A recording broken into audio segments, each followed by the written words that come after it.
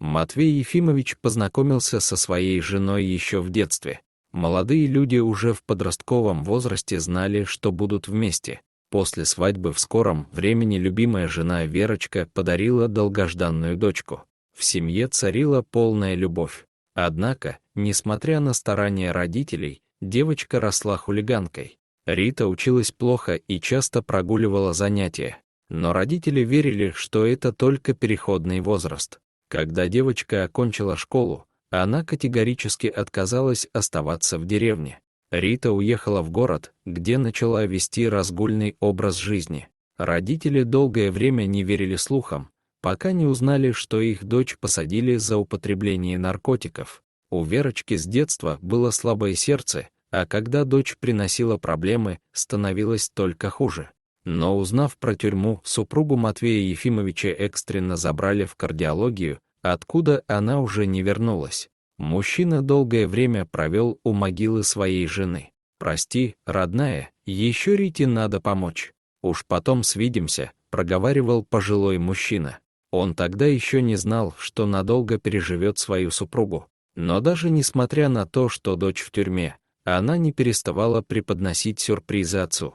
Девушка забеременела от охранника, видимо, специально, чтобы выйти досрочно. После рождения дочери Рита получила долгожданную свободу, а дочку принесла отцу на крыльцо. Словно кукушка, девушка подкинула ребенка, даже не увидевшись с отцом. Так и исчезла. Когда Матвей Ефимович открыл дверь, он понял, кто лежит в корзине. Ему даже не было обидно, он был даже рад, что дочь не сдала ребенка в детский дом. Лучше ведь расти с близким человеком. Вот уже 19 лет Полине. Одна из самых красивых девушек, очень на свою бабушку похожа. Особенность только есть. Хромает немного. Старик винил тюремных акушерок, которые явно не владели нужными навыками принимать роды. Но такая особенность не мешала девочке жить полноценно. Она стала противоположностью своей матери, всегда помогала дедушке, окончила хорошо школу, но в город поехать отказалась. Жизнь в деревне ей нравилась больше, да и любимого дедушку ей не хотелось покидать. Однажды старик ехал с рынка, а за пазухой у него спал маленький пушистый комочек. Торговец загнул за щенка цену, равную половину пенсии деда. Но этот малыш был слишком похож на его старого друга, который прожил у него 15 лет. Что деду, что Полине было тяжело без питомца, и старик не смог пройти мимо. В автобусе изредка поглядывали то на старика, то на любопытного щенка, который то и дело выглядывал и знакомился с новыми запахами. На остановке Матвея Ефимыча уже ждала любимая внучка. Полина всегда ждала дедушку, когда тот возвращался с рынка. «Кто у тебя там?» — заметила девушка. От глазастой внучки ничего нельзя было скрыть. Как только она увидела щенка, ее глаза засияли ярче улыбки. «Это боцман. Половину пенсии отдал и часы в придачу, но ни капли не жалею». Боцман с огромным любопытством обнюхивал местность. Как только нежные женские руки приблизились к его мордочке, он кинулся ласково их облизывать. Щенок рос не по дням, а по часам. Из хрупкого пушистика боцман вырос в красивого охотничьего пса. Каждый из местных мужиков пытался выкупить его. Боцман был не только верным, но и прекрасно понимал огромное количество команд. Ходить на охоту или просто на прогулку было одним удовольствием с таким другом для Матвея Ефимовича. В этот день старик пил травяной чай, а Полина играла с боцманом во дворе. В гости к старому егерю наведался председатель деревни. «Здравствуй, Ефимыч, у меня к тебе дело есть. Я знаю, как ты следишь за местным порядком. Сегодня возле озера, говорят, странную машину видели, надо бы проверить, нам чужаки не нужны», — сказал мужчина. Матвей Ефимович любил порядок и не терпел браконьеров, поэтому сразу согласился. Собрав вещи, взяв охотничье ружье, егерь отправился в сторону местного озера. Как всегда, боцман шел впереди хозяина и обнюхивал каждую веточку. В какой-то момент пес остановился. Его хвост замер, и боцман начал принюхиваться. Пара секунд, и пушистый охранник рванул в сторону деревьев. Старик не успевал и чуть не потерял своего питомца. Боцман вывел Матвея Ефимовича к двум соснам, которые стояли в 2 метрах друг от друга, а за ними уже виднелось то самое озеро.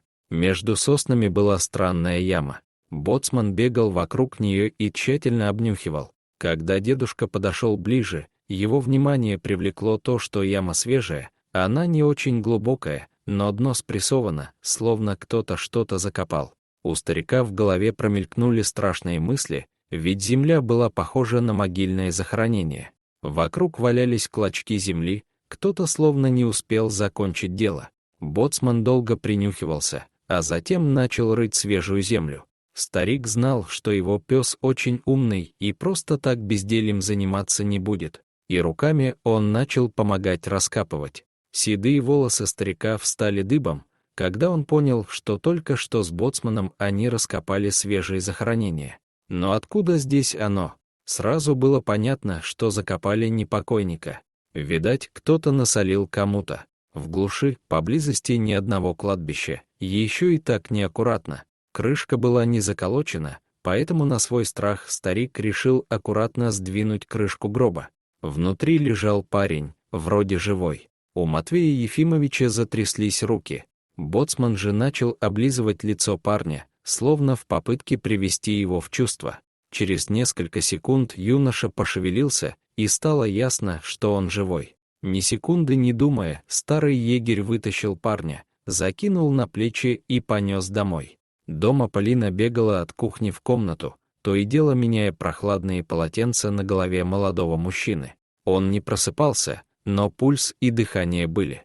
Из деревни егерь привез своего старого друга, который раньше работал фельдшером. Кузьмич сказал, что организм у парня крепкий и скоро он придет в себя.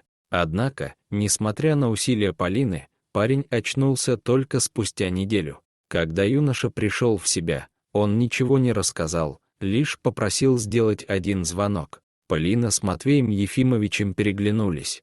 Единственный телефон, который у них был, это спутниковый. Юноша действительно сделал лишь один звонок. Оказалось, что Павел был главным наследником крупной фирмы в стране, но его младшие братья были против. Так они решили разобраться с братом, закопав его заживо.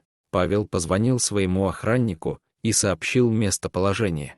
Через час прилетел вертолет с кучей людей в костюмах. Павла хотели забрать, но он отказался. Юноша дал множество указаний, чтобы дела привели в порядок за неделю его отсутствия, а сам решил долечиться на природе. В итоге, вместо обещанных несколько дней, юноша прожил месяц в домике егеря. Парень помогал семье по хозяйству, а Полина водила молодого человека по лесу и показывала разные природные места. Павла беспокоила хромота девушки, но конкретного она ничего не говорила. Через свои связи Павел договорился с клиникой за границей и уже вскоре оповестил Полину, что ей помогут. Сначала девушка была против, аргументировав, что не оставит дедушку. Но Матвей Ефимович настоял, чтобы внучка поехала лечиться. Операция прошла успешно. Павел ни на секунду не покидал Полину, а после ее выздоровления сделал девушке предложение. Через год у молодых родилась прекрасная дочка. Матвей Ефимович и представить не мог, что доживет до момента, когда сможет понянчить свою правнучку. Дорогие зрители, если вам понравилось это видео, то ставьте лайк и подписывайтесь на наш канал. До свидания.